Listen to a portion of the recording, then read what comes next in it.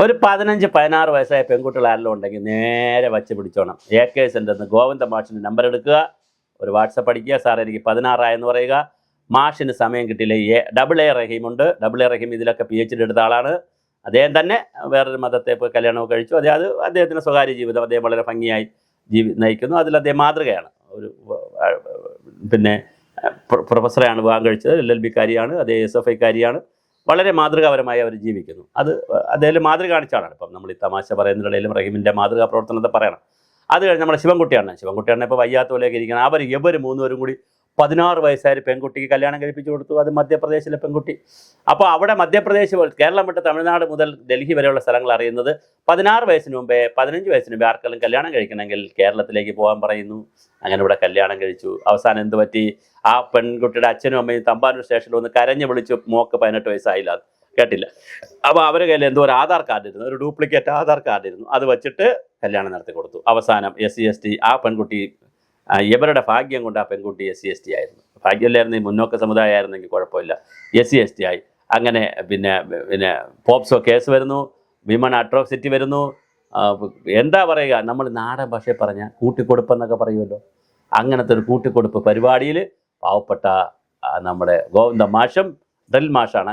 അദ്ദേഹത്തിന് എങ്ങനെയാണ് അബദ്ധം പറയുന്നത്? AA റഹീമും നമ്മുടെ ശിവൻകുട്ടി മാഷും ചെന്ന് പെട്ടു. ഇപ്പം മധ്യപ്രദേശ് പോലീസാണെങ്കിൽ കേരളത്തിൽ വന്ന് പലങ്ങും വിലങ്ങും പരിശോധന. അവരെല്ലായിടത്തും കയറി. ഇപ്പോൾ 2 ആഫീസ് ഒഴിച്ച് ബാക്കി എല്ലായിടത്തും കയറി. 3 ആഫീസ്. ഒന്ന് ശിവൻകുട്ടിയുടെ ആഫീസിൽ കയറിയിട്ടില്ല, പിന്നെ AA റഹീമിൻ്റെ ആഫീസിൽ കയറിയിട്ടില്ല, AK സെൻ്ററിലും ഗോവിന്ദ മാഷിൻ്റെ ഓഫീസിലും കയറിയിട്ടില്ല. ബാക്കി എല്ലായിടത്തും തപ്പിപ്പറക്കിയിട്ടും ഈ 2 പേരെയും കിട്ടിയിട്ടില്ല. അവർ കേരളത്തിലുണ്ട് എന്നാണ്, മൊബൈൽ ടവറൊക്കെ വെച്ചിട്ട് കേരളത്തിലുണ്ടെന്നാണ് അവർ വിശ്വസിക്കുന്നത്, പോലീസ് വിശ്വസിക്കുന്നത്. എന്തായാലും മധ്യപ്രദേശ് പോലീസ് കറങ്ങുന്നുണ്ട്. ഈ നേതാക്കളും അനുയായികളും അന്ന് കല്യാണത്തിൽ പങ്കെടുത്തവരും സദ്യ ഉണ്ടവരും ഒപ്പിട്ട വില്ലേജ് ഓഫീസർ സകല പേരും കുടുങ്ങാനാണ് എല്ലാ സാധ്യതയുള്ളത്. കാര്യം 18 വയസ്സാവാത്ത SC/ST വിഭാഗത്തിലൊരു പെൺകുട്ടിയെ തട്ടിക്കൊണ്ടുവന്ന് കല്യാണം കഴിപ്പിക്കാൻ ഔപചാരികമായി കൂട്ടുനിന്നു എന്നുള്ള അതീവ ഗുരുതരമായ ഒരു TP സെൻകുമാറിൻ്റെ ഭാഷയിൽ പറഞ്ഞാൽ എല്ലാം കൂടി കൂട്ടിയെടുത്താൽ 200 വർഷം ജയിലിൽ കിടക്കാനുള്ള ശിക്ഷ പരിപാടി വരുന്നുണ്ട്. എന്തായാലും മനോഹരമാണ്. മധ്യപ്രദേശ് പോലീസ് കേരളത്തിൽ കറങ്ങുന്നുണ്ട്. ഇതുവരെ അവർക്ക് കണ്ടുപിടിക്കാൻ കഴിഞ്ഞിട്ടില്ല. അവർ ഒരുപാട് പരസ്യവും ചാനൽ വഴിയൊക്കെ കൊടുത്തുകൊണ്ട് രംഗത്തുണ്ട്. ആരെങ്കിലും കണ്ടുപിടിക്കുകയാണെങ്കിൽ പോലീസിൽ പറഞ്ഞു കൊടുക്കുക. എന്തായാലും 8ൻ്റെ പണിയാണ് നമ്മുടെ ഗോവിന്ദ മാഷിനും മറ്റുള്ളവർക്ക് കിട്ടിയത്. അവർ പറഞ്ഞു ഇതിലൂടെ കേരളത്തിന് കിട്ടിയിരിക്കുന്ന ഇമേജ് എന്ന് പറഞ്ഞാൽ കേരള സ്റ്റോറി എന്ന് പറഞ്ഞൊരു സിനിമ ഇറങ്ങി, കേരള സ്റ്റോറി 2 ഇറങ്ങി. കേരള സ്റ്റോറി 2 ഇറങ്ങിയപ്പോഴും 1 ഇറങ്ങിയപ്പോഴും നമ്മൾ അതിനെ ശക്തമായി എതിർത്തു. പക്ഷേ ഇപ്പോൾ മറ്റ് സംസ്ഥാനക്കാർ കേൾക്കുന്നത് കേരള സ്റ്റോറിയിൽ പറയുന്നത് ശരിയല്ലേ, നിങ്ങൾ തന്നെ മുൻകൈ എടുത്ത് 16 വയസ്സുകാരിക്ക് നിങ്ങൾ കല്യാണം കഴിച്ച് കൊടുപ്പിക്കുന്നില്ലേ, നിങ്ങളിപ്പോൾ ചെയ്യുന്നത് ശരിയാണോ എന്ന് നമ്മളോട് ചോദിക്കുമ്പോൾ നമ്മൾ പരസ്പരം ചോദിക്കുന്നു, ശരിയാണോ ഈ ചെയ്തതെന്ന്. എന്തായാലും 2 പേർ നമ്മുടെ കുംഭമേള വൈറൽ ആയിട്ടുള്ള ആ പെൺകുട്ടി, ആ ഇര അല്ലെങ്കിൽ അതിജീവിതയെന്നോ എന്ത് പേര് വേണമെന്ന് പറയാം, ആ പെൺകുട്ടി ഇപ്പോൾ ഒളിവിലാണ്. പെൺകുട്ടിയുടെ കൂടെയുള്ള യുവാവും ഒളിവിലാണ്. ഒന്ന് മുസ്ലിമും ഒന്ന് ഹിന്ദു SC/ST വിഭാഗമാണെന്ന് മനസ്സിലാക്കുന്നു. എന്തായാലും വളരെ രസകരമായ ഒരു സ്റ്റോറിയാണത്. ആ സ്റ്റോറിയിൽ ചെന്നുപെട്ടത് നമ്മുടെ ഉത്തരവാദിത്തപ്പെട്ട CPMൻ്റെ സംസ്ഥാന സെക്രട്ടറിയും.